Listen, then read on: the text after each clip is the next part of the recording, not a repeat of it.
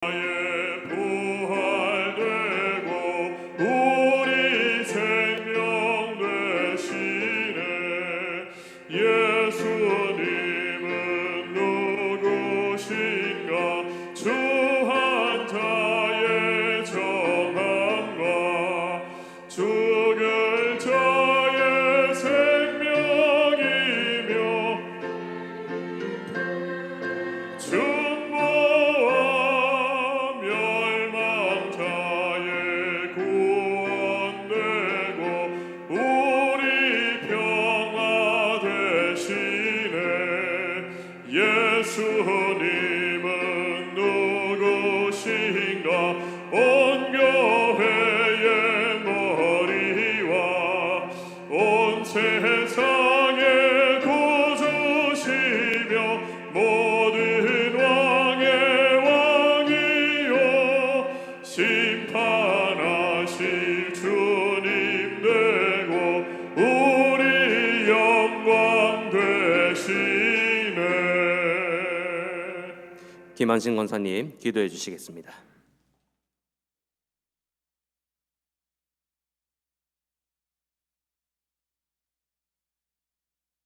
다 같이 기도하시겠습니다. 거룩하시고 은혜가 풍성하신 하나님 아버지, 은혜와 사랑을 진심으로 감사드립니다.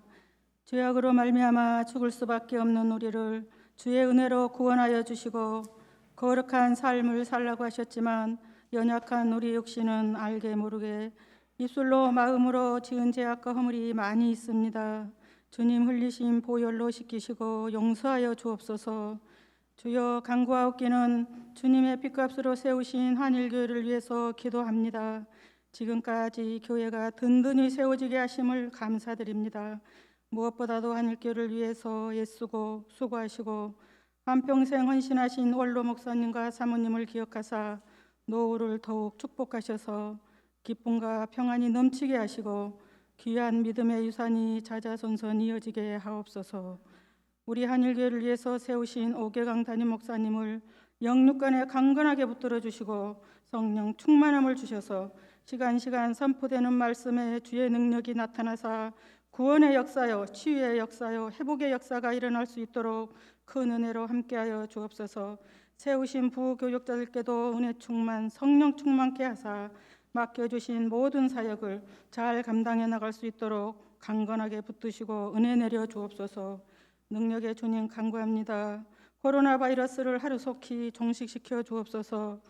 그래서 영하부서부터 작년부에까지 모든 예배가 회복되게 하시고 마스크를 벗고 주님을 마음껏 찬양하며 성도의 교제를 나눌 수 있도록 주여 은혜 베풀어 주옵소서.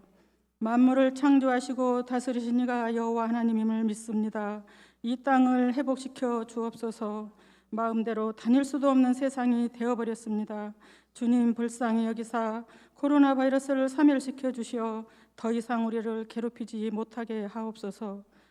능력의 주님, 이렇게 어려운 상황에서 남과 북이 또 긴장 상태가 되었습니다. 한 치 앞도 내다볼 수 없는 우리의 삶을 주께서 주관하사 평화로운 남과 북이 될 수 있도록 다스려 주옵소서.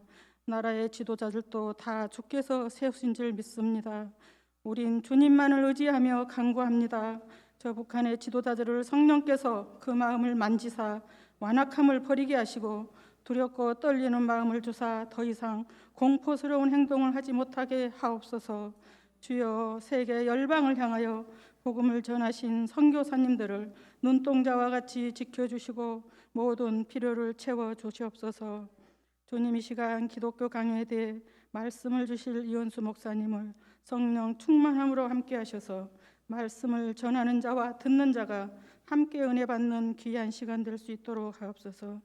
간구할 것은 많지만 우리 주님 다 아시고 이루어지실 줄 믿고 우리에게 영생의 복을 주신 예수 그리스도 이름으로 간절히 기도드립니다. 아멘.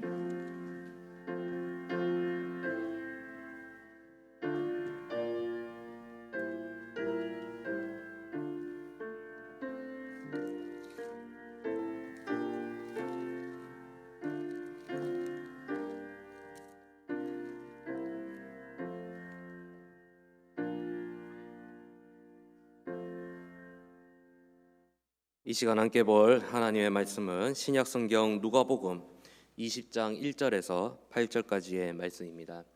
제가 가진 성경으로 신약 129면입니다. 누가복음 20장 1절에서 8절까지의 말씀입니다. 저와 여러분이 번갈아 가며 한 절씩 교독하시고 7절, 8절은 함께 읽겠습니다. 하루는 예수께서 성전에서 백성을 가르치시며 복음을 전하실 때 대제사장들과 서기관들이 장로들과 함께 가까이 와서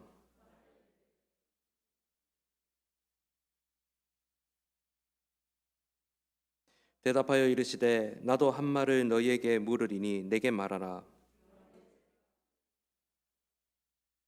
그들이 서로 의논하여 이르되 만일 하늘로부터라 하면 어찌하여 그를 믿지 아니하였느냐 할 것이요.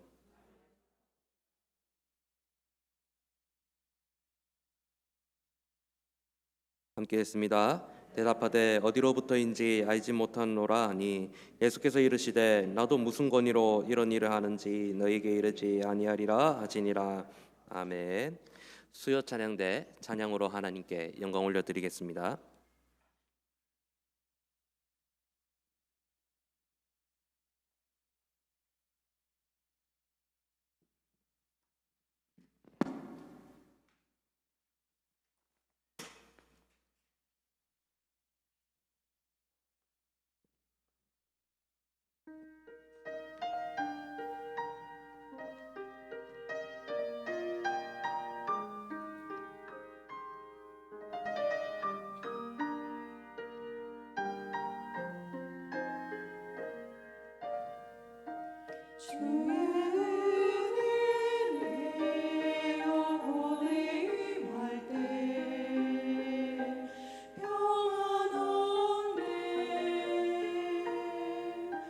참된 기쁨을 내게 주시네 내 영혼에 주의 은혜는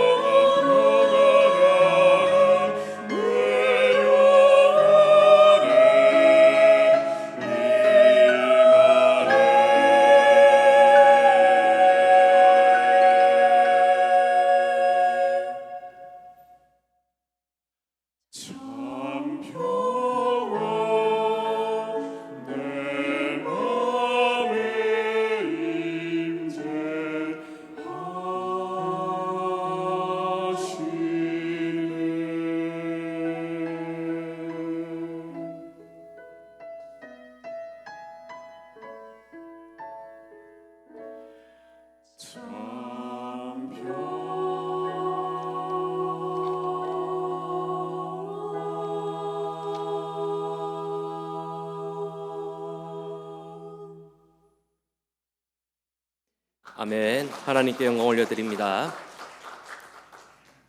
기도하겠습니다. 하나님 아버지, 오늘 하루도 주님의 은혜 가운데 보내고 또 이 저녁 주님의 은혜를 사모하며 이 수요기도의 자리로 나왔습니다. 하나님 우리들에게 새 힘 주시고 특별히 말씀을 통하여 하나님 주시는 크신 은혜를 경험하는 복된 시간 되게 하여 주옵소서. 또 기독교 강요의 가르침을 배웁니다. 또 배울 때에 하나님 말씀을 깨달을 수 있는 지혜와 능력을 다하여 주시고 깨달은 것에서 그치는 것이 아니라 또 그 말씀을 삶에 적용하여 하나님 앞에 실천하며 열매 맺는 복된 삶 살아갈 수 있도록 인도하여 주옵소서. 이 시간 성령께서 함께하여 주시기를 간절히 빌고 소망하오며 예수님의 이름으로 기도드립니다. 아멘. 할렐루야. 오늘도 수요 기도로 나오신 여러분들을 예수님의 이름으로 환영합니다. 또 기독교 강요의 말씀을 통해서 하나님 주시는 크신 은혜가 가득하시기를 진심으로 소망합니다. 오늘은 제4권 3부 19장 성례라는 이름으로 시행되는 5가지 의식의 허구성이라는 제목으로 이 기독교 강요의 말씀을 나누고자 합니다. 나눠드린 이 강의안을 보시면 아시겠지만 오늘이 37번까지 있습니다. 네, 37번까지 일일이 다 하면 오늘 밤을 새야 할 것 같아서 오늘 제가 좀 마이크를 이렇게 들고 하도록 하겠습니다. 날을 새야 될 것 같아서 자세히 이걸 준비를 하다 보니까 이 7가지 성례가 가톨릭의 7가지 성례가 있는데 이 중에 이제 세례 성찬 빼고 이제 나머지 5가지들의 이 주제의 제목들을 묶어서 이렇게 제목들을 분류를 해보았습니다. 그렇게 해서 특별히 이 세례 성찬 외에 이 5가지 주제들을 오늘 함께 좀 이야기 나누면서 또 배워가는 그러한 시간 되었으면 좋겠습니다. 자, 하나님께서 우리들에게 은혜의 방편을 허락하여 주셨는데 하나님께서 우리들에게 허락해 주신 은혜를 주시는 방법, 즉 은혜의 방편이 크게 2가지가 있습니다. 무엇과 무엇이 있죠? 다들 마스크를 끼고 계셔서 뭘 하시는지 모르겠습니다. 말씀과 성례가 있죠. 그런데 이 성례에서도 또 2가지가 나뉘게 됩니다. 무엇이 있죠? 바로 세례와 성찬이 있습니다. 그렇죠. 근데 앞에 저희 이제 앞전 주에서 이제 세례 성찬에 대해서 또 이야기를 나누었고 또 이 하나님께서 제정하시지 않은 성례들에 대해서도 뭐 이야기를 나누었습니다. 이제 지난주에는 그 미사에 대한 이야기도 나누었고요. 자, 세례는 무엇이죠? 복습한다 생각하시고 세례는 무엇이죠? 이제 내가 예수 그리스도를 믿고 하나님 백성 되었음을 이제 성도들 앞에서 교회 앞에서 이제 공식적으로 이제 인정받는 어떤 그런 표식이라 할 수 있죠. 그럼 성찬은 무엇이죠? 빵과 포도주를 먹음으로써 내가 이제 그리스도의 고난에 동참하고 또 내가 하나님의 그러한 생명에 동참한다라는 것들을 이제 의미하는 이제 참여하는 어떻게 보면 참여하는 예배라고도 할 수가 있죠. 그런데 이 로마 가톨릭 교회는 세례와 성찬은 이제 주님께서 직접 제정을 하셨는데 이 세례와 성찬 외에 또 5가지의 또 그들 나름의 성례라고 하여서 이게 성경의 완전수 이제 7 이거를 이제 빗대어서 7가지 성례를 만들었습니다.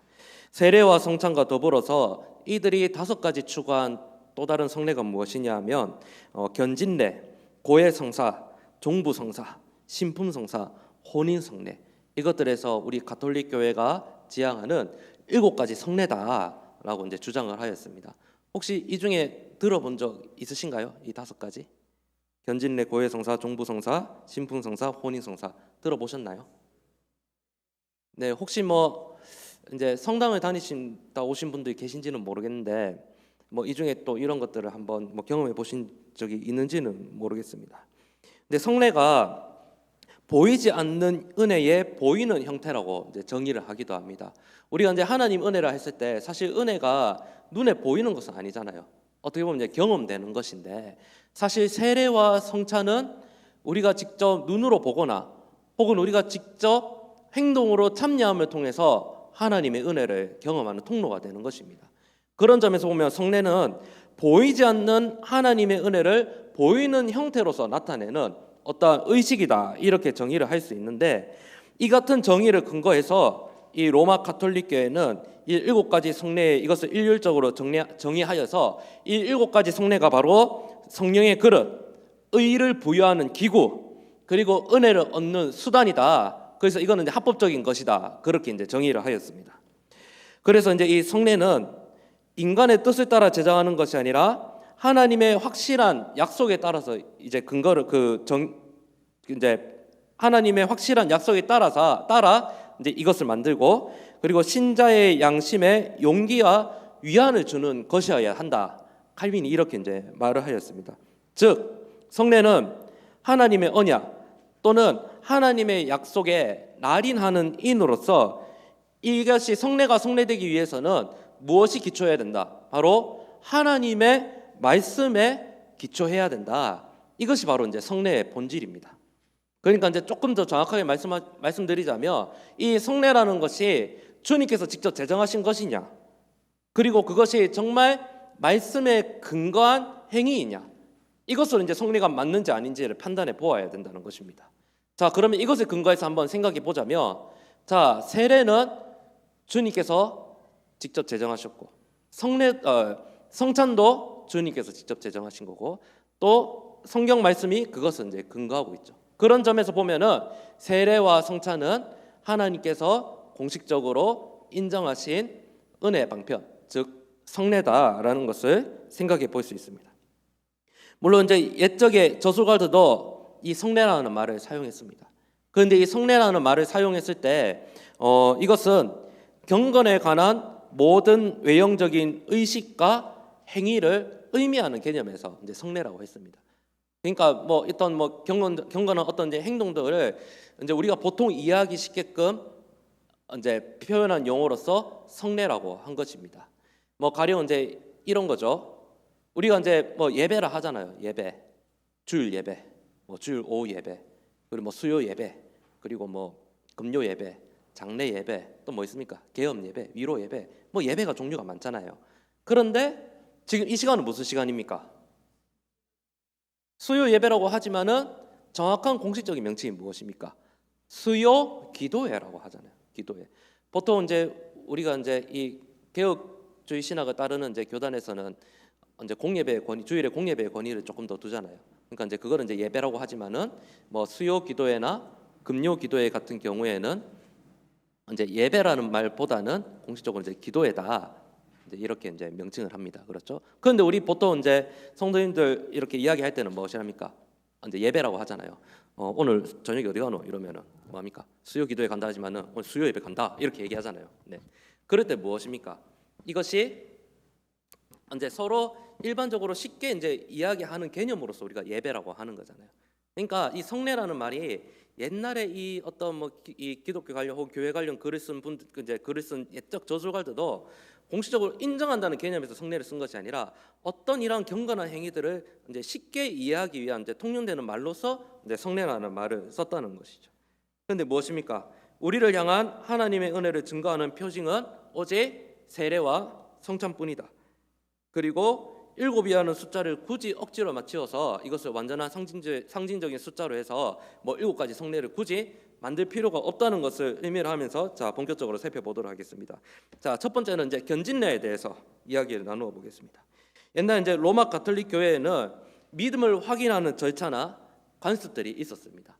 뭐 예를 들자면 이제 세례를 받기에 앞서서 이 세례 후보자들이 주교나 회중 앞에서 이 자신이 배운 어떤 신앙의 내용들을 이야기한다든지 혹은 뭐 확인을 받는다든지, 그리고 이제 이 교리 문답의 형식에 따라서 그것을 질문하고 답함으로써 이러한 자신의 어떤 신앙 고백을 확인하는 그러한 과정들이 있었습니다.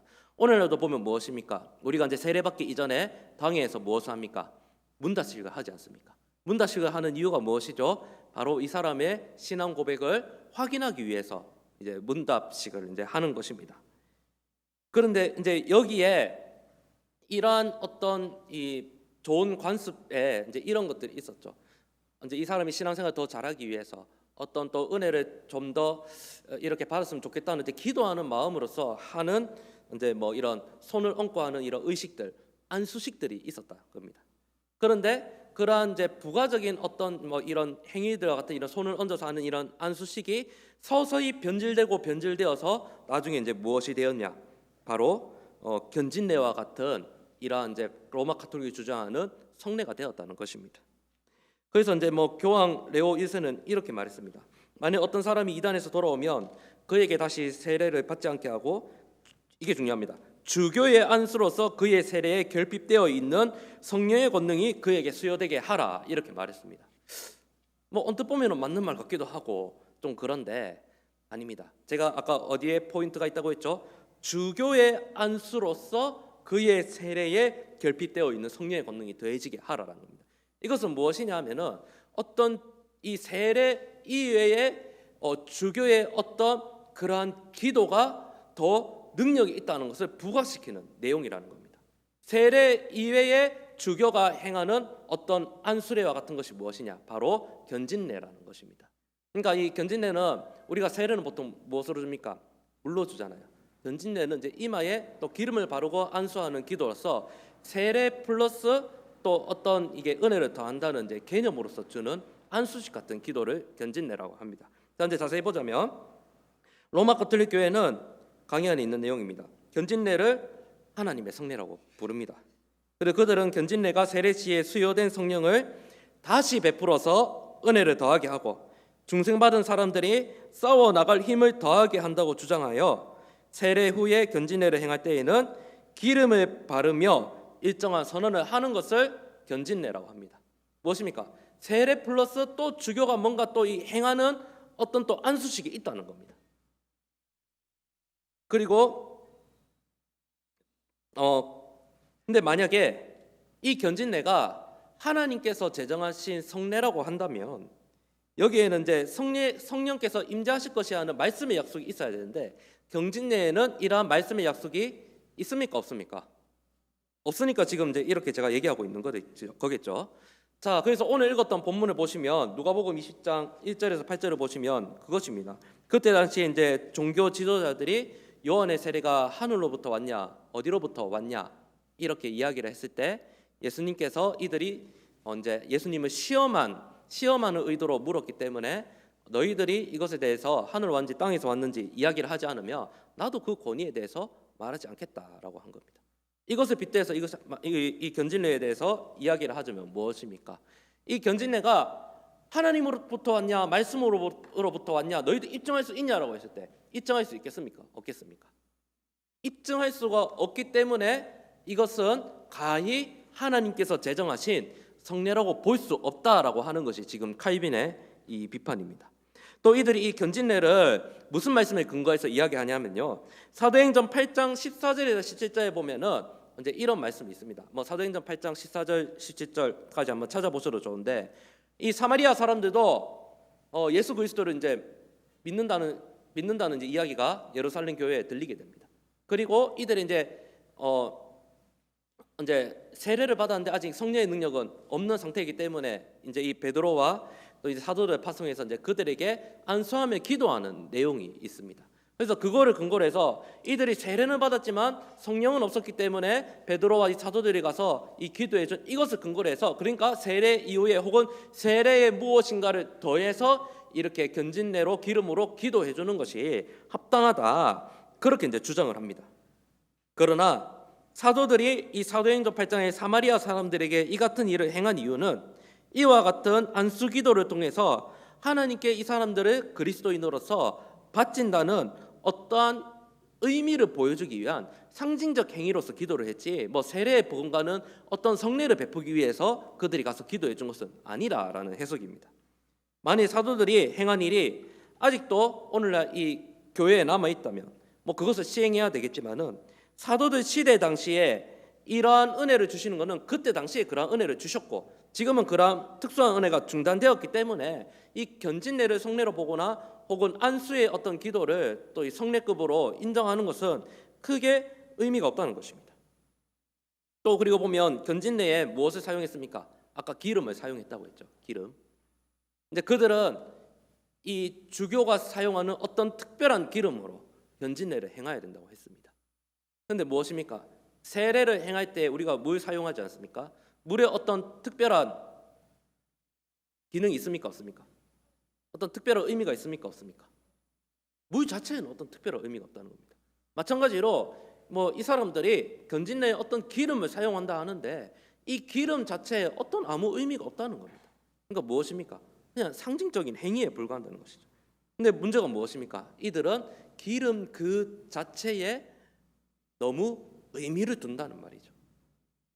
만일 기름이 효력 있게 하기 위해서는 거기에 무엇이 있어야 되겠습니까? 하나님의 말씀이 그 기름에 대한 어떤 근거가 있어야겠죠. 그런데 견진해야 하는 성례는 무엇입니까? 어떤 뭐 말씀의 근거도 없는 그러한 성례이기 때문에 기름 자체에도 어떤 의미가 없다는 말씀이죠. 그래서 이 세례 후 기름을 바르는 견진례를 주장하는 자들은 세례에서는 중생에서 생명을 얻고 결백을 위해서 이 견진례를 통해 성령이 주어진다고 말하고 있습니다. 즉 견진례에서는 은혜를 더하여 영적 전투 준비를 하게 하기 위해서 성령이 주어진다, 그렇게 주장을 하고 있습니다. 그래서 이제 이 교회 회의 중에 밀레비스 회의에서 이 견진례에 대해서 반대하며 이렇게 말했습니다. 누구든지 세례는 다만 죄 용서를 위해 베풀어질 뿐 미래의 은혜를 돕기 위해 주어지는 것이 아니라고 말한다면 그런 자는 저주를 받을지어다, 그렇게 말하고 있습니다. 무엇입니까? 세례를 통해서 그리스도의 죽음과 그리스도의 부활에 동참하는데 이미 세례를 통해서 우리가 죄 용서를 받았다는 어떤 확신, 그리고 또 하나님께서 그런 은혜 방편을 허락해 주셨는데 그 이상의 어떤 더하는 안수의 기도가 필요하다? 굳이 필요 없다? 필요 없다라는 겁니다. 그래서 로마서 6장 4절 5절 이렇게 말씀하죠. 로마서 6장 4절 5절 우리 함께 읽어보도록 하겠습니다. 함께 읽습니다. 시작. 그러므로 우리가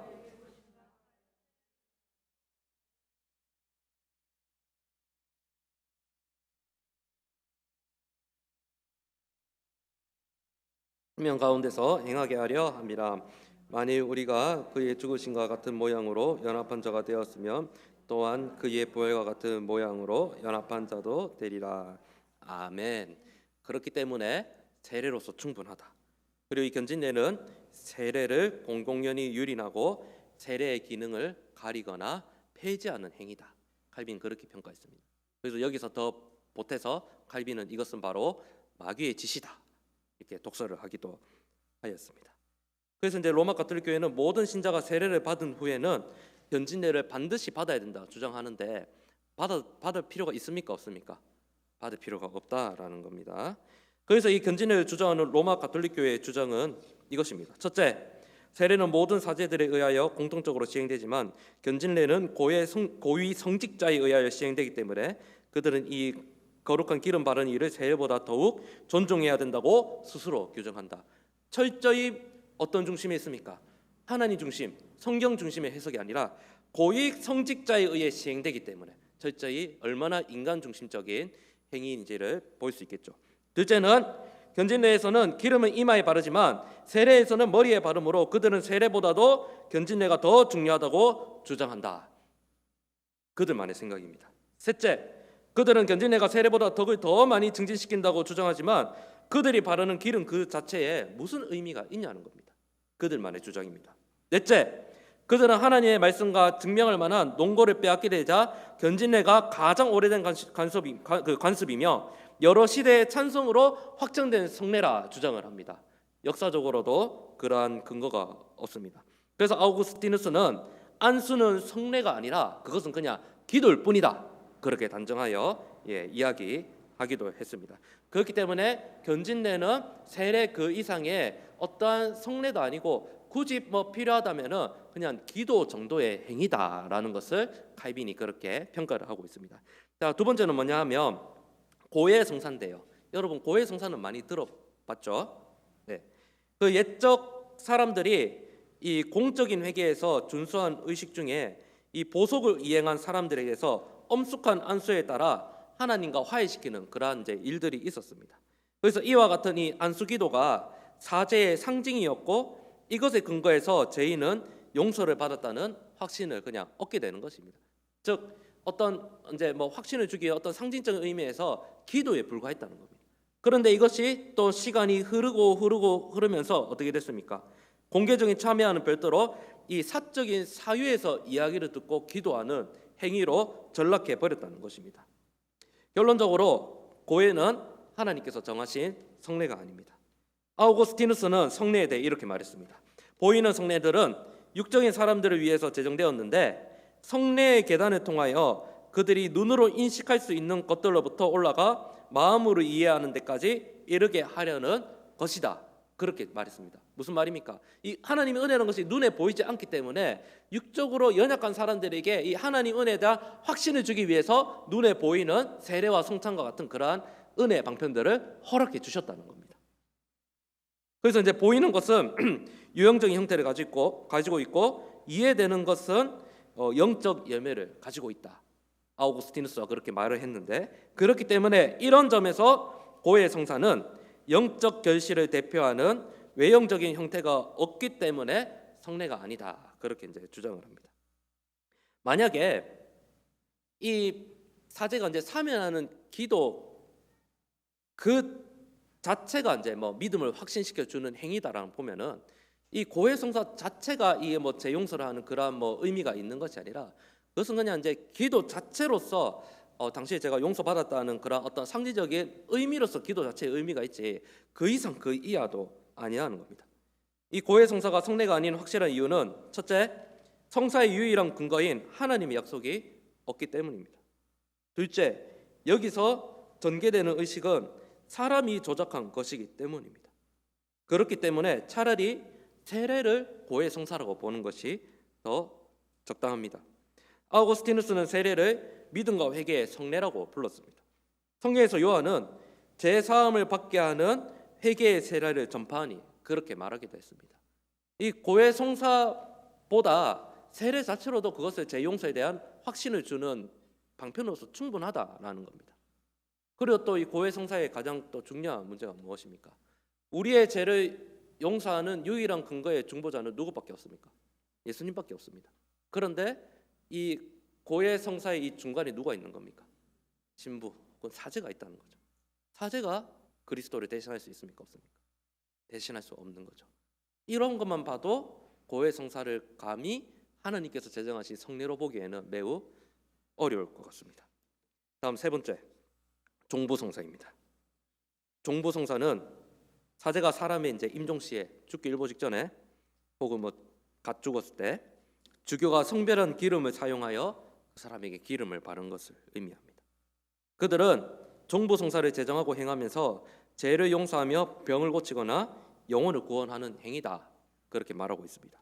이들이 종부성사를 주장하는 이유는 야고보서의 말씀, 즉 야고보서 5장 14절 15절의 말씀에 근거하여서 종부성사는 합법적인 것이다 말하고 있습니다. 우리 야고보서 5장 14절 15절 함께 한번 읽어볼까요? 시작. 너희 중에 병든 자가 있느냐? 그는 교회의 장로들을 청할 것이요.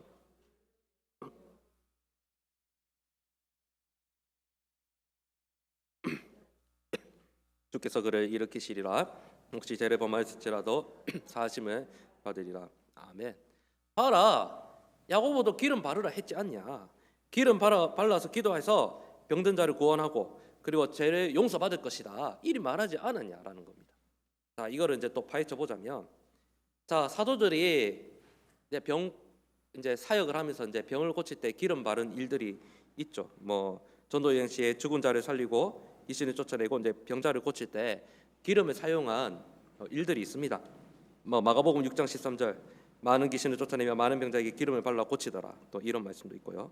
그래서 야고보는 이제 이것을 염두에 두고 장로들을 청해서 병자들에게 기름을 발라주라 말한 것입니다. 이 기름을 바르는 행위를 도유라고 하는데요. 도유는 치료의 도구가 아니라 사람들로 하여금 이러한 상징적 행위를 통해서 이런 위대한 권능의 근원이 무엇인지를 깨닫게 하기 위한 상징적 행위라는 겁니다. 그러니까 무엇입니까? 기름 자체에 어떤 병을 고치는, 죄를 용서하는 기능이 있는 것이 아니라 이 기름을 바르는 이 행위 자체가 상징적인 행위라는 거죠. 기름을 바르고 기도하는 그 자체가 상징적인 행위라는 겁니다. 결국에는 병을 고치시는 분은 누구시라는 겁니까? 누구뿐이라는 겁니까? 하나님밖에 없다는 거예요. 하나님밖에. 또한 성경에서 기름은 무엇입니까? 성령과 성령의 은사를 잘 상징하는 도구이기도 합니다. 시편 45편 7절 이런 말씀이 있습니다. 왕은 정의를 사랑하고 악을 미워하시니 그러므로 하나님 곧 왕의 하나님이 즐거움의 기름을 왕에게 부어 왕의 동료보다 뛰어나게 하셨나이다. 그리고 또 구약 성경을 보면 무엇입니까? 기름을 부어 임명하는 세 가지 직분이 있었습니다. 무엇이 있었죠? 왕, 선지자, 제사장. 이것이 바로 그리스도의 사역 혹은 또 하나님의 구원 사역을 잘 보여주는 직분이라고 하죠. 그래서 특별히 기름을 부어 임명을 했습니다. 이처럼 기름이 이제 성경의 근거에서 보면 뭐 특별한 의미가 있기는 있습니다. 그런데 기름은 성령과 성령의 은사를 잘 상징하는 도구라는 거죠. 그리고 예수님께서 치료하셨을 때 하셨던 행동들도 치료의 방법과 수단으로서의 어떤 그런 상징적 행위였습니다. 뭐 침을 뱉어서 진흙을 이겨서 이제 눈에 발라서 고치신 것들, 또 소경을 만져서 고치신 행위들, 이런 부분들도 물론 뭐 예수님 자체의 그런 능력이 있었지만은 어떤 사람들 눈에 이제 보이게끔 해서 어떤 이제 치료의 효과를 이제 더해주기 위한 어떤 상징적인 행위였던 거죠. 사도들도 앞서 언급했던 것처럼 병을 고칠 때 기름을 발라 만져서 고치기로 했는데 이것은 이제 복음 선포를 더욱더 효과적으로 하기 위해서 하나님께서 그때 당시에 허락하셨던 특별한 은혜라는 거죠. 그러니까 오늘날에는 이제 그러한 뭐 역사들이 이제 뭐 있다고는 할 수는 없는데, 그러니까 기름을 통해서 어떤 이 병고침의 능력이 있었다. 이것은 이제 하나님께서 그때 당시 이제 사도행전 그 사도들 시대에 주셨던 이제 은혜라는 거죠. 그들이 이제 종보성사를 성례라고 하는 이유는 예수님과 사도들이 행했던 그와 같은 기적을 일시적인 사건으로 해석한 것이 아니라 단순히 야고보가 지금 이 5장 14절에서 15절까지 이렇게 명령하고 있기 때문에 우리가 종보성사를 하는 것이다. 이렇게 지금 주장을 하고 있습니다. 그런데 앞서 말씀드렸던 것처럼 사도들은 자신들이 이렇게 병고침의 기적을 행할 수 있었던 이유가 자신들이 사용한 기름에 있지 않고 누구에게 있었다는 겁니까? 하나님의 능력이 있었다는 겁니다. 우리가 기름 발라서 기도하고 고치는 이것은 무엇입니까? 그냥 상징적인 행위에 불과했다는 겁니다. 그렇기 때문에 기름은 상징일 뿐 그것 자체가 능력을 주는 것은 아니라는 겁니다. 그런데 이들은 야고보가 이렇게 말씀했기 때문에 우리가 이렇게 한다고 하면서도 모순되는 행동들을 많이 하였습니다. 야고보는 병자에게 기름을 바르라고 하지만 지금 이들이 종부성사를 행하는 대상은 병자가 아닌 이미 죽기 일보 직전에, 즉 시체와 같은 사람에게 기름을 바르는 행위입니다. 야고보는 장로들을 청하여 이 도유를 하라고 했는데 이들은 젊은 사제들을 초청하여 이 도유를 행하도록 합니다. 그리고 또 야고보가 사용한 기름은 그냥 일반적인 기름인데 주교로 말미암아 선별된 기름이 아니면 사용하지 않는다라고 말합니다.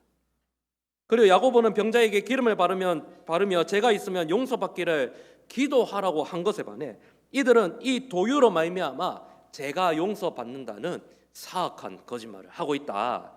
그렇게 칼빈은 말했습니다. 그렇기 때문에 무엇입니까? 이 야고보서의 말씀에 근거해서 우리는 종보성사를 행한다고 했는데 그들이 하는 행위 자체에는 무엇이 많다?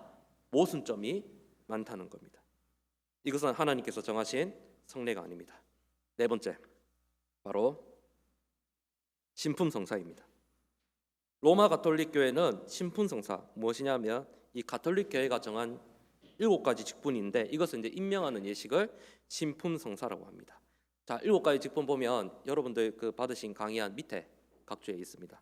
7가지가 있는데요. 수문품, 강경품, 구마품, 시종품, 차보제품, 부제품, 사제품. 이라니까 뭐 제품 이름 얘기하는 것 같습니다. 네. 이제 품은 이제 직분의 이름이죠. 네. 아, 이게 웃으신가? 어쨌든 자, 이게 대충 뭔지 보시면 자, 이제 영어 공부를 한번 해보겠습니다. 수문품, door keepers. 이제 뭐 예배당 시설을 관리하는 자. 이제 문직이 이런 의미인 것 같죠? 강경품 이제 리더잖아요. 뭔가 읽는 사람. 이 집회 때 성경을 낭독하는 사람을 강경품이요. 구마품, 여러분들 잘 아는 이 영어 단어입니다. 엑소시스트. 영어 보셨죠? 네, 뭐 귀신 쫓는 그런 역할을 하는 사람. 시종품, 아콜리티스. 네, 이제 이 주교의 일을 돕는 사람인데 이제 초에 불 붙이는 이제 뭐 등등 이런 일들 하는 사람.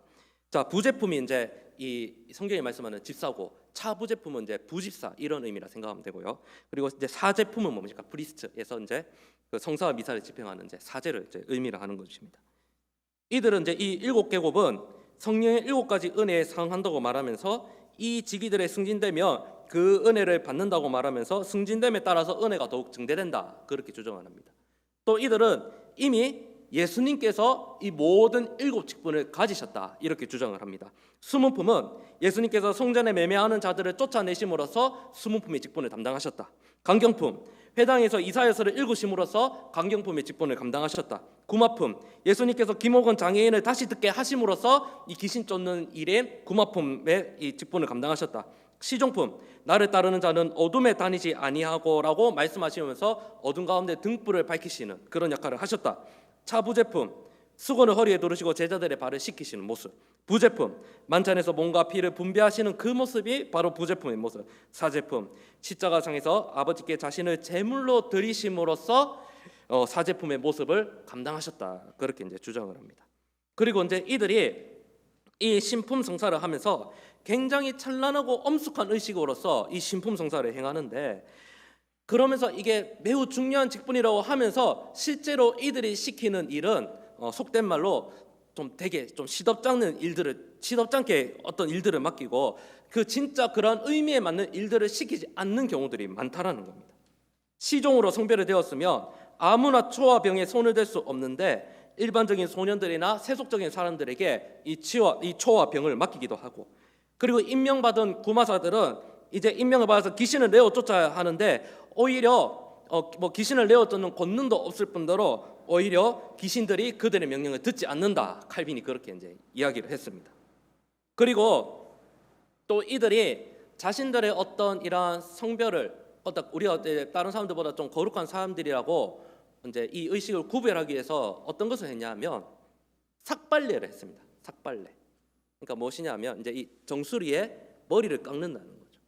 그러니까 이제 이 정수리를 둥국에 밀어서 왕적 위엄을 나타내게 한다. 이 상징적인 행위를 하였습니다. 그래서 그들은 정수리를 노출시키는 것은 마음을 주님께 개방하여 수건을 벗은 얼굴로 하나님의 영광을 보기 위함이라 말하면서 이 머리를 깎는 일은 세상 것을 버린다는 일이라고 말합니다. 그런데 문제는 무엇입니까? 이런 외적인 행위들만 이야기를 하고 정작 그들의 내면의 거룩함을 위해서는 그들은 크게 신경 쓰지 않았다는 점입니다. 그러니까 이 이제 정수리의 머리를 이제 다 이렇게 민다는 이것을 통해서 우리가 다른 사람들보다는 뭔가 거룩한 사람들이다라는 것을 표식하기 위해서 이러한 짓을 했다는 겁니다. 그럼 이제 이 머리 깎는 것이 성경에 근거하냐? 그래서 이제 이들이 두 가지를 근거를 댑니다. 하나는 이제 나시른에 대한, 그리고 또 바울이 이제 서원을 하고 그 갱그레아에서 머리 깎는 사건이 있죠. 그것을 근거해서 우리는 거룩함을 성별하기 위해서 머리를 깎았다 이렇게 이야기를 합니다. 사실 근데 나시린은 머리 깎으면 됩니까 안 됩니까? 머리 깎으면 우리 삼손 이야기 너무 익숙해서 머리 깎으면 능력 빠져나간다 하잖아요. 그런데 이 민수기의 말씀을 보면은 이제 이 나시린의 직무를 다 마치고 구별되었을 때는 이제 머리를 깎는 이 이제 본문의 말씀이 있습니다. 그런데 이들이 이것을 근거로 주장하는데 무식한 소리다. 바울은 성화를 위해서 삭발하지 않고 약한 형제들을 돕기 위한 마음에 사랑의 소원으로서 머리를 깎았다라는 겁니다. 근데 그때 이 삭발에 대한 역사적인 해석을 보면 이제 그때 당시에도 이런 사람들이 있었던 것 같습니다. 남자지만은 좀 여성스럽게 보이는 남자들, 그리고 또 남자답지 못하게 매끈하고 우아한 맵시를 내려는 사람들 중에 이제 머리를 길렀던 사람들이 있었던 것 같습니다. 그래서 이제 이것을 이제 구분하기 위해서 사역자들은 이거 이제 머리를 길러서 좀 여성스럽게 보이는 것이 좋지 않아 보이기 때문에 머리를 깎는 것이 더 단정해 보이지 않겠냐, 이런 의미였던 것 같습니다. 그래서 이제 뭐 삭발을 했겠죠. 근데 삭발을 많이 하고 나서 보니까 너도 나도 삭발하니까 이 무엇입니까? 특별해 보입니까? 다 똑같아 보입니까? 그럼 제가 이제 뭐 이렇게 제 나름의 이제 유행이라고 이렇게 딱 정장 입었는데 다 저랑 똑같은 옷 입고 다녀요. 그러면 이제 저의 이 특별함이 드러나겠습니까? 안 드러나겠습니까? 안 드러나겠죠. 그러면 이제 그 다음 무슨 액션을 취할까요? 남들과 다른 옷을 입겠죠. 뭐 분홍색 옷을 입는다든지 흰색 정장을 입는다든지. 네. 이것과 마찬가지로 하나도 머리를 많이 깎으니까 언제 자신들의 더 독특함을 더 드러내기 위해서 반대로 무슨 액션을 취했냐? 무슨 액션을 취했을까요? 머리 짧게 깎았으니까 이제 반대로 장발처럼 이제 머리를 기른 겁니다. 네, 장발처럼 이제 머리 기르고 이제 시간이 딱 지나니까 또 어떤 일이 발생하냐? 이제 프랑스와 독일과 영국과 같이 이 항상 장발이던 민족들이 그리스도를 믿게 되자 다시 어떻게 됐습니까? 길렀던 머리를 짧게 자르는 그런 일들이 일어났다는 겁니다. 제가 이것을 보면서 무슨 생각을 했냐면 그래서 이제 유행은 돌고 도는 것인가 뭐 그런 생각을 해보았습니다. 뭐 이거랑 그거랑 별개지만 네. 그런데 이들이 뭔가 거룩하게 보이기 위해서 정수에 머리를 깎고 장발로 머리를 기르고 이것이 의미 있다 없다? 뭐 크게 의미 없다는 겁니다. 대신에 뭐 단정하게 다니면 뭐 좋기는 좋겠죠. 어쨌든 그렇습니다. 자, 그리고 또 이들은 사제와 장로 이것은 이제 둘을 같은 것으로 보는데 이들의 임무는 성단에 그리스도의 몸과 피를 제물로 드리고 기도를 드리며 하나님의 선물에 감사하는 것이라고 합니다. 그러나 이것 또한 성경에 위배되는 해석입니다. 속죄 제물을 드리는 사제를 지칭하는 사람들은 제물을 바쳐 하나님의 진노를 풀며 죄를 대속한다 이렇게 하는데 제물을 바쳐 하나님의 진노를 풀고 죄를 대속하는 직분은 누구만 가진 겁니까? 예수 그리스도만 가진 것입니다. 그렇기 때문에 이들이 이와 같이 사제와 장로를 이와 같은 권위로 해석하는 것은 그리스도의 권위를 손상하는 이유다라는 겁니다. 또 이들이 이제 이 신품 성사에서 이제 성령의 권능에 대한 어떤 상징으로 이제 성령을 받으라 이러한 예식을 행했습니다.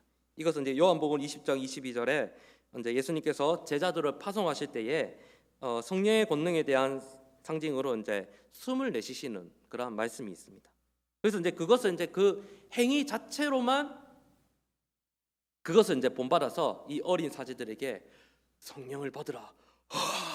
나중에 닦아야겠습니다. 이렇게 이제 하는 겁니다. 이게 무엇입니까? 예수님께서 나를 본받으라고 했지만 이 예수님께서 나를 본받으라는 이 말씀의 의미가 무엇입니까?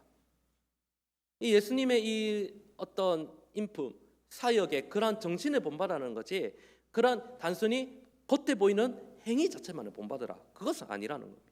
그런데 무엇입니까? 이 지금 가톨릭 교회의 사제들은 그 성경이 말씀하신 주님의 그 어떤 정신을 본받아서 행하는 것이 아니라 그 겉으로 보이는 행위 자체만 본받고 그리고 그 행위 자체도 아주 왜곡되게 해석하여서 자기들 나름대로 해석하여 일하고 있다는 겁니다. 그 결과로 나온 것이 바로 이 세례와 성찬회의 이 5가지 성례라는 겁니다.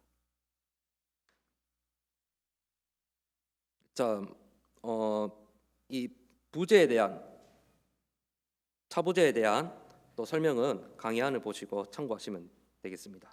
네, 마지막 이제 혼인 성사. 우리 지난주 이제 또 설교하신 목사님도 말씀하셨지만 결혼은 성례가 맞을까요? 아닐까요? 결혼은 성례라고 할 수 없죠. 물론 이제 혼인이 농업과 건축업과 뭐 구두 수선업, 이발업, 뭐 어떤 이런 일상적인 직업들과 같이 하나님께서 정하신 선하고 거룩한 규정이긴 하지만은 이것을 성례라고 볼 수는 없습니다. 앞서 말씀드렸던 것처럼 성례는 하나님의 일이어야 할 뿐만 아니라 하나님께서 지정하신 어떤 약속을 확정하는 외형적인 의식이 있어야 하는데 그러나 혼인에는 그것을 이제 성례라고 보기에는 좀 어려운 부분이 있습니다. 그리고 이들이 이제 혼인을 성례라고 이야기하는 것을 또 어디 말씀 구절에 이제 근거를 했냐면 에베소서 5장 28절의 말씀에 근거를 했습니다. 여러분들 잘 아시는 말씀 구절인데 이 에베소서 5장 28절에서 32절까지 강해안의 말씀을 보시면 마지막에 32절 보시면 이 비밀이 크도다라는 말씀이 있습니다. 그리고 이제 이 로마 가톨릭 교회가 이 비밀이 크도다는 이 비밀의 이 단어를 잘못 해석을 해서 성례를 혼인 성사를 성례라고 해석을 하기도 합니다. 자, 이 비밀이 크도다는 바울의 말이 무슨 의미냐면 이것은 지금 남자 여자 간에 이 본문 말씀은 결혼 관계를 의미하는 것이 아닙니다. 남자가 여자를 사랑하듯 신랑 대신 주님이 신부 대신 교회를 사랑하는 만큼 그러니까 이 교회 사랑의 어떤 이런 의미들을 이야기하기 위해서 이 남자와 여자의 관계, 결혼 관계를 설명을 하는 겁니다. 그러면서 이 예수님께서 교회를 사랑하신 이 사랑의 관계, 이 비밀이 무엇이라고 감탄하는 것입니까? 이 비밀이 크도다라고 감탄을 하는 것입니다. 그래서 이 비밀이라는 이 단어의 원어를 보면 헬라어로 보면 이제 미스테리온이라고 합니다. 미스테리온. 미스테리온이라고 하면은 이제 감이 오죠. 자, 우리 영어로 미스테리가 뭡니까? 미스테리. 미스테리가 미스테리다. 예, 뭐 신비, 비밀 이런 거 하잖아요. 네, 여러분 너무 좀 불가사의한 어떤 뭐 TV 프로그램 뭐 땡땡이 알고 싶다든지 뭐 유튜브 너무 많이 보시면은 뭐 재미로만 보시기 바랍니다. 네, 그러니까 바울이 이 비밀이라는 말을 바울의 개념으로 미스테리온을 사용했는데 이 로마 가톨릭 교회가 이 미스테리온이라는 이 단어를 무엇이라 해석했냐면요, 사크라멘툼, 성례라는 단어로 이제 해석을 한 겁니다. 그래서 이것은 이제 그냥 이 비밀, 하나님의 이 신비와 비밀이 크도다는 의미인데 이 교회와 예수님과 교회의 관계를. 근데 이것을 이제 성례라고 해석을 함으로써 이것이 바로 이 남자와 여자 결혼 관계 이야기를 하니까 이게 결혼은 하나님께 정신 성례다 이렇게 말을 하는 겁니다. 조금 이상한 해석인 것 같습니다. 그러면 이들은 이제 혼인을 거룩한 성례라고 하면서 정작 이들은 어떻게 하고 있습니까? 혼인을 육적인 부정과 부패와 추악이라고 부르면서 사제들은 이 성례에서 제외를 하는 겁니다. 우리 사제분들은 결혼을 안 하지 않습니까? 그 이제 결혼을 안 한다는 이유와 그들이 주장하기를 이 남자와 여자의 이런 육적인 관계가 부정하다고 이야기하기 때문에 자기들 결혼을 안 한다라는 거. 뭐 어떤 금욕을 위해서도 안 하기도 하겠죠. 그런데 무엇입니까? 우리가 이 결혼 관계를 통해서 육적인 연합, 영적인 연합은 성경적인 근거로 봤을 때 합법적인 거잖아요. 그런데 그들은 이 남자와 여자의 육적인 관계는 부정한 것이다라는 겁니다. 모순되는 말입니다. 그리고 이 성적 결합 자체도 성례의 일부라고 가르치면서 이것만이 우리와 그리스도와 연합에 대한 자연에 합치하는 비유다라고 그렇게 주장을 합니다. 어쨌든 말이 맞지 않습니다. 그리고 이들은 혼인은 영적 문제이므로 세속 재판관에게 맡길 수 없다고 하면서 이들의 전제력을 강화하기 위해서 이 혼인 문제를 세속적인 법에 적용하여 처리하기도 하였으며, 그리고 또 어떤 사람들에게서는 매우 불공평한 법으로 적용을 하기도 하였습니다. 뭐 단적인 예를 몇 가지 말씀드리자면 부모의 승낙 없이 미성년자들이 혼인한 것은 그대로 인정되어야 한다든지, 혹은 이 모든 민족의 법과 모세의 규례에도 반대되는 촌수를 만듦으로써 이 혼인 성사가 거룩한 성례임에도 불구하고 세속적인 법을 적용을 하여서 자신들의 어떤 전제력을 강화하는 그러한 행위들을 하기도 하였습니다. 사랑하는 성도 여러분, 말씀을 마무리하겠습니다. 오늘 이 말씀을 통해서 하나님께서 제정하신 성례는 두 가지뿐이다. 무엇과 무엇이죠? 세례와 성찬밖에 없습니다. 그런데 이들은 여기에다가 5가지의 성례들을 더 만들었습니다. 무엇을 만들었죠?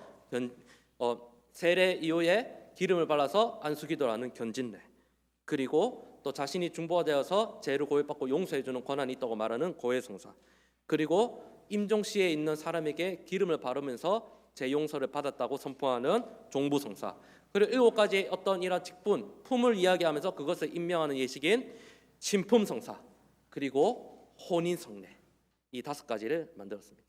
그런데 성례가 성례되기 하기 위해서는 가장 무엇이 중요하다? 우리 주님께서 제정하셨냐, 그리고 말씀에 근거하였냐라는 겁니다. 이 모든 이 가톨릭 교회의 이와 같은 7가지 성례는 다 무엇에 근거하고 있다? 철저히 인간 중심, 인간이 만든 전통에만 근거하고 있다는 겁니다.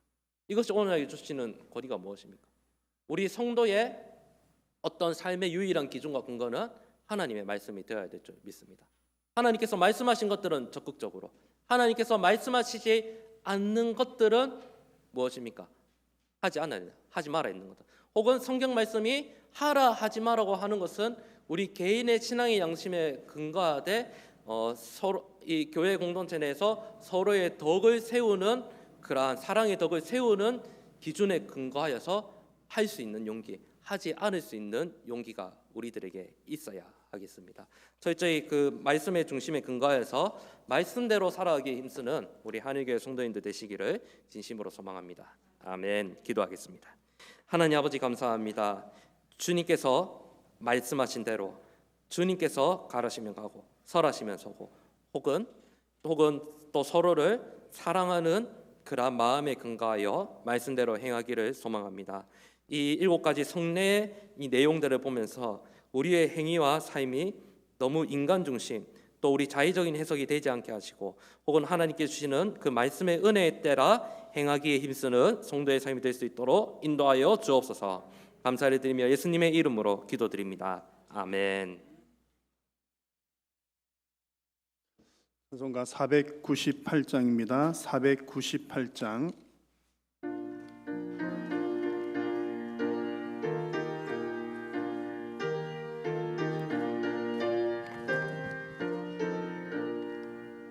저 죽어가는 자 다 구원하고 죽음과 죄에서 건져내며 죄인을 위하여 늘 애통하며 예수의 공로로 구원하네. 저 죽어가는 자 예수를 믿어 그의 힘이 보다 살겠네. 주 믿지 않는 자 불쌍히 여겨 참 회개할 때를 기다리네. 열심을 다하여 인도해보세. 예수를 믿으면 다 살겠네. 저 죽어가는 자 예수를 믿어 그의 힘이 보다 살겠네.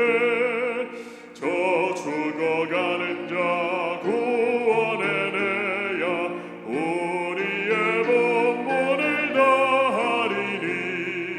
예수의 구원을 전파할 때에 그 크신 능력을 다 주시네.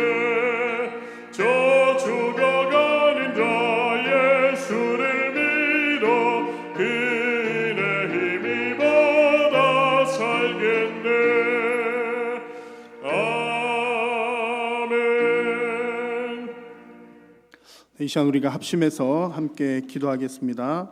함께 이 시간 기도하실 때에 우리가 교회가 교회 사명을 잘 감당할 수 있도록 전쟁 중에도 복음은 선포가 되어야 되고 또 코로나 중에도 우리가 주의하고 여러 가지 신경을 써야 하지만 우리의 삶을 통해서 어떤 방법으로든 또 복음은 전파되어야 합니다. 그래서 우리 교회가 선교와 복음 전파의 사명을 잘 감당할 수 있도록 위에서 기도해 주시고 이 어려운 때에 하나님께서 코로나 바이러스로부터 우리 교회와 또 성도님들의 가정과 또 건강과 경제와 안전을 지켜주시기를 위해서 기도해 주시고 우리 모든 성도님들이 하나님의 말씀대로 바른 신앙 고백 위에 든든하게 서갈 수 있도록 위해서 기도해 주시고 무엇보다도 믿음이 좀 약한 사람들이 많이 걱정이 됩니다. 어려운 때에 그들의 영혼을 우리 모든 성도님들의 영혼을 하나님께서 지켜주시기를 위해서 기도해 주시고 또 특별히 어려움 당한 성도님들 기억하시면서 위해서 기도하시고 여러분들의 간절한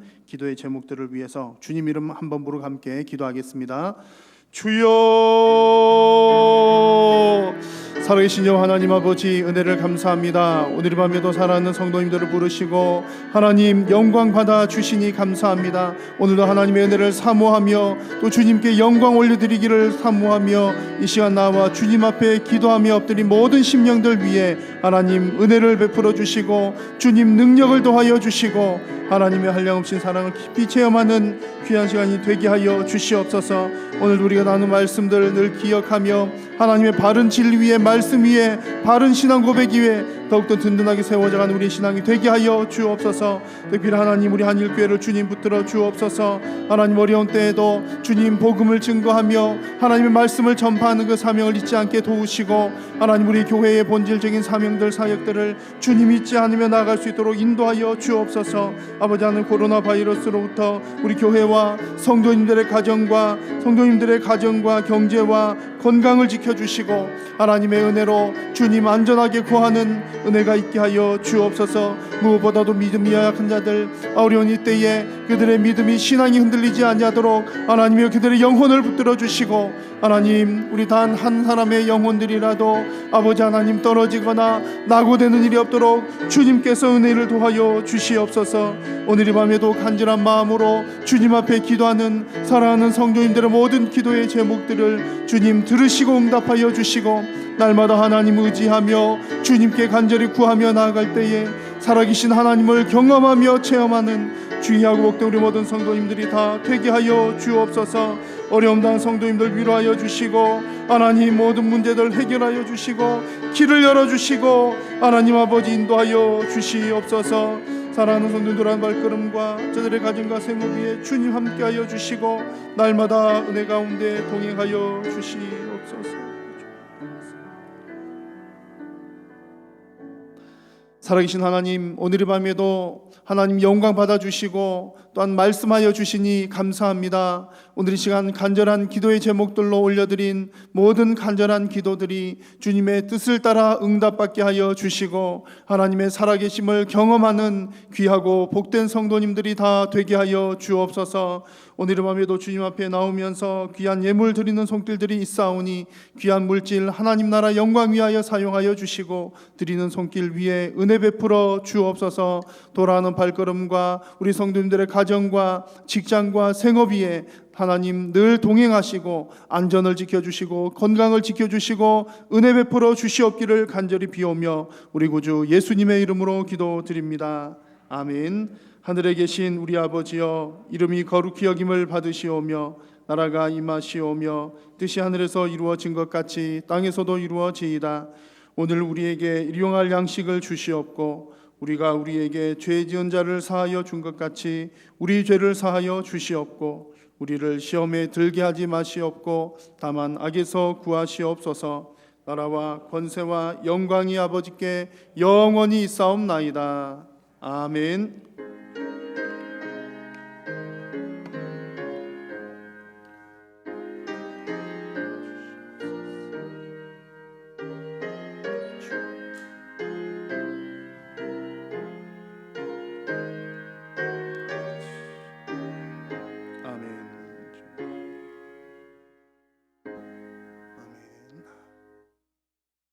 우리 서로 이렇게 인사 나누고 돌아가겠습니다. 사랑합니다. 축복합니다. 사랑합니다. 축복.